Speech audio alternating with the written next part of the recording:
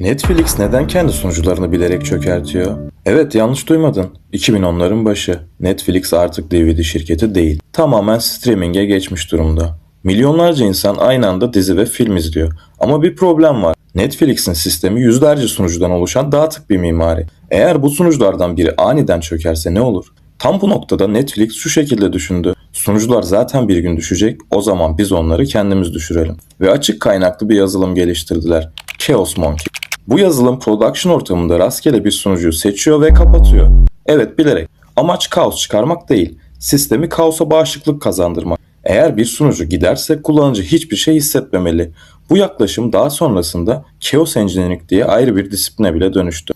Netflix'in icadı sadece iyi bir streaming altyapısı değildi. Arızayı engellemeye çalışmak yerine arızayı tasarımın bir parçası haline getirmeleriydi. Ve bugün dizi izlerken arkada kaç sunucunun öldüğünü hiçbir şekilde fark etmiyoruz. Çünkü sistem kaosa bağışıklık kazandı.